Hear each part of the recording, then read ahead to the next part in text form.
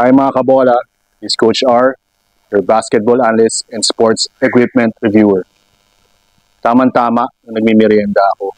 Dumating itong hintay kong box. So, ang gagawin natin, mag-bookbang tayo and unboxing para 2-in-1. Okay ba yun? Itong kinakain ko muna. Hindi ko lang sa bowl, no? This is yung Ichiban ramen dyan sa SNR. Instant ramen lang siya, pero may mga pork slices talaga. So para ka nasa ramen shop. Sarap, masarap. So you should try it, no, when you have the time. Subo lang ako.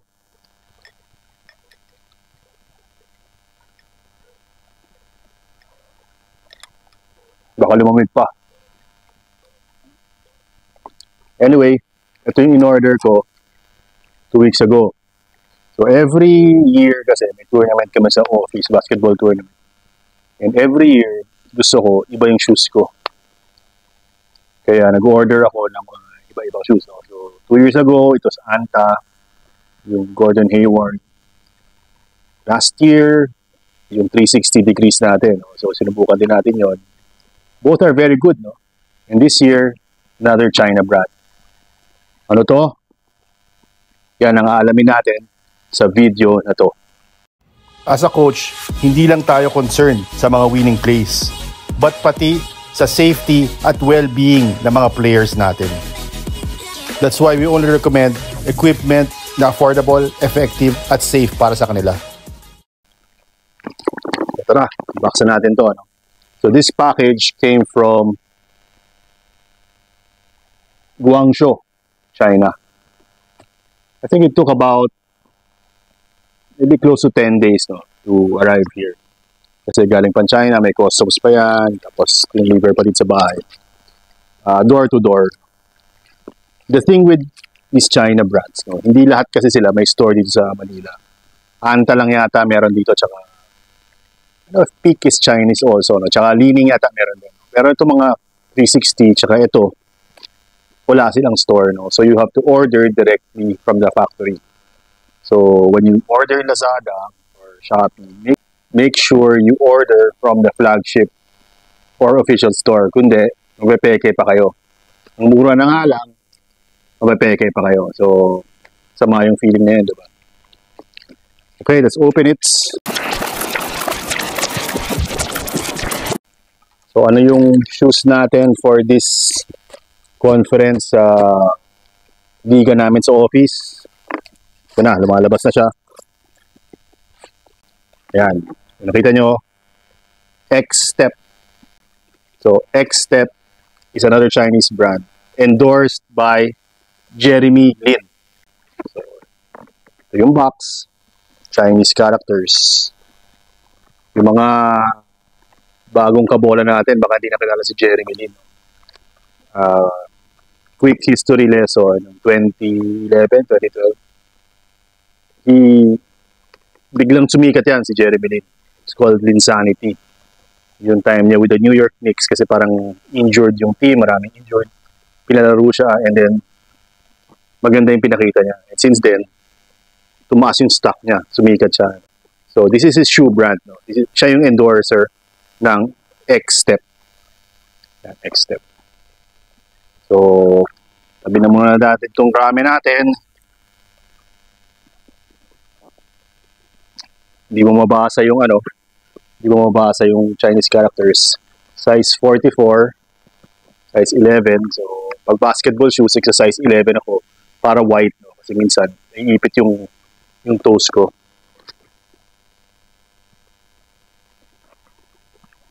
Okay, buksan na natin. So, yung packing niya, maganda rin. No?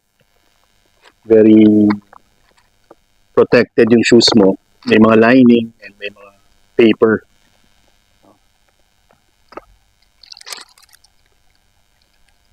So, ito na kagad yung shoes.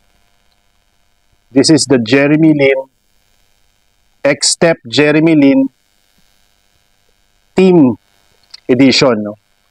And this is the budget line in the Jeremy Lin X-Step shoes. So anong masasabi ko? Initial impression. Tingnan natin dyan, no? Habang pinag-usapan natin para makita nyo rin. Initial impression, maporma siya. Maporma. And very light. Medyo hindi naman strange, pero unique for a basketball shoe na ganito ka-light. No? Kasi usually, ang basketball shoes, may konting bigat. No? Ito parang running shoes nga lang to. No? But check natin. Alam ko basketball shoes talaga to. No? Talagang, kasi Jeremy Lin. Very light. First impression, forma, very light. Ano pa ba? Maganda yung sole. Parang matibay yung mga ganitong sole. No? Compare dun sa mga ordinary, ano lang, na sole. No? I don't know what you call this, no? Basta ganyan, no? Yung medyo makapal na sole. Yung mga protection naman, yung mga TPU, may konti naman, no? May konti. You can see it here, no? May TPU plate dito. Not a lot. Not a lot, no? Ako kasi, ang natural position ko is guard. And ayoko yung maraming TPU plate kasi nare-restrict yung paa ko. Yung ginagamit ko nga last year or two seasons ago dun sa basketball tournament namin, Gordon Hayward. Maganda sana siya pero masikip dito masyado kasi nilagyan nila ng maraming TPU plates para ma-protect yung midfoot. Okay naman yung intention pero nasisikipan ako. And pag naglalaro ako, napapagod yung paa ko. Ito, sakto lang, ito lang. No, talagang pang-guardia talaga yung shoes na to. Tingnan natin yung loob. Before that, 360 muna natin. Front, side, back, and yung kabilang side, no? And yung loob. As you can see it. Feel ko lang yung loob, yung padding or yung cushioning. One thing about itong mga shoes na to, parang 360, hindi masyadong malambot yung cushioning sa loob. And in-explain kasi nila, pag masyado kasing malambot, mas konti yung bounce kasi masyadong mababaon yung paa mo and mas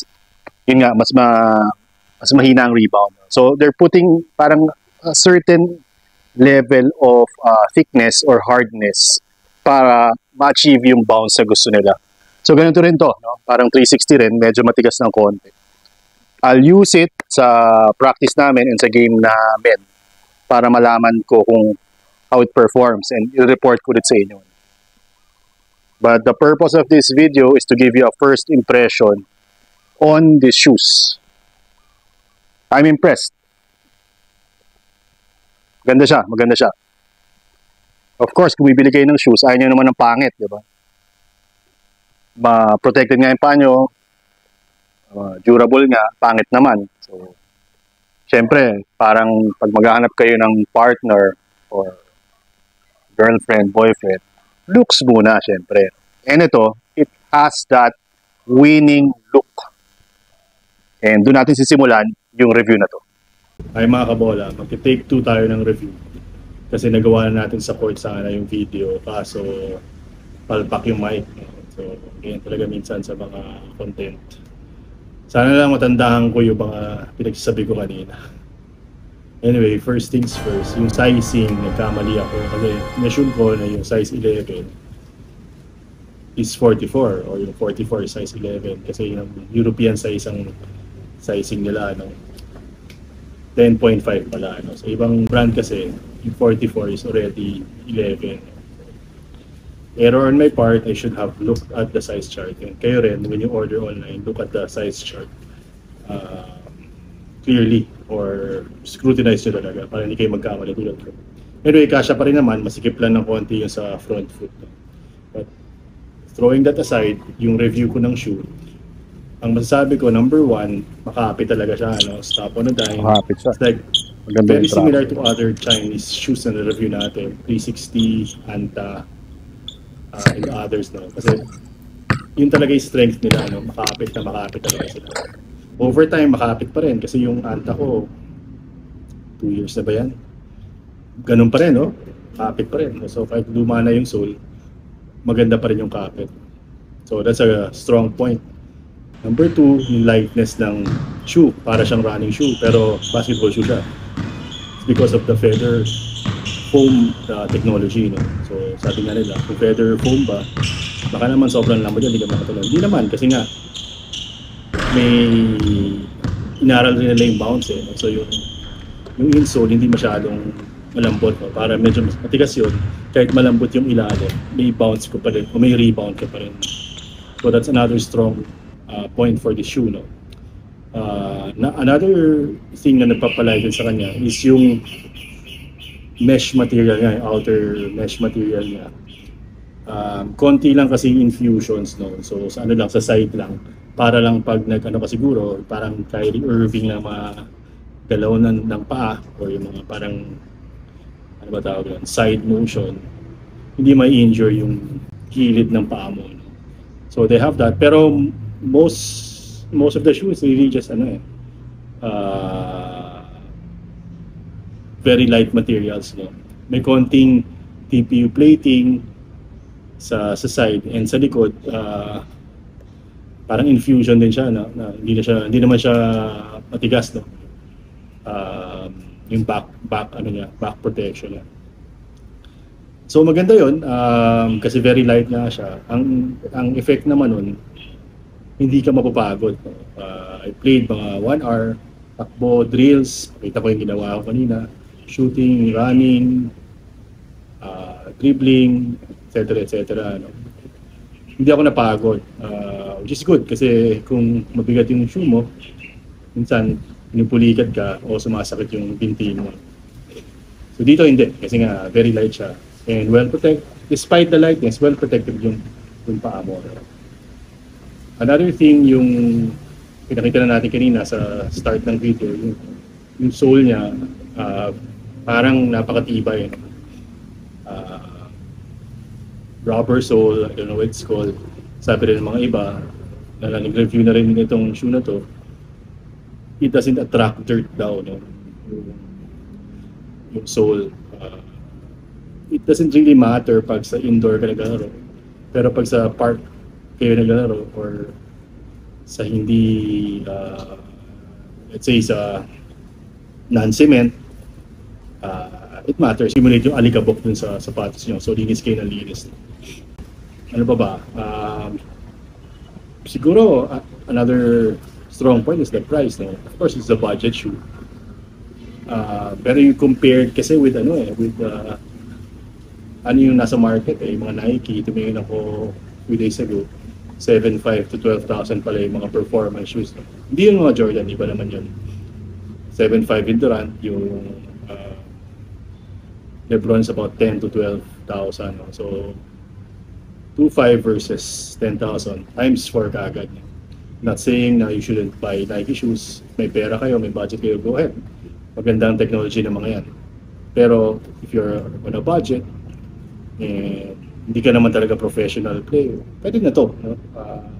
This will suffice sa akin. This will suffice for yung company tournament namin and yung mga recreational games ko. Nakalimutan pa ba ako? Sana wala na, no? I'll cut this video short na lang. If you ask me about an overall rating, siguro dapat 9, no? To be honest. Pero medyo disappoint ako sa sizing, eh. Kasi sumikip, eh. Yun nga yung ayoko, kasi gusto ko white. 8 out of 10 na lang for this because of that blunder. Di naman kasalanan ko yun. Pero still, as a buyer, as a customer, may mga regrets ka sa purchase, and that was one of them. So yun lang review natin for this X-Step Jeremy Lin team model.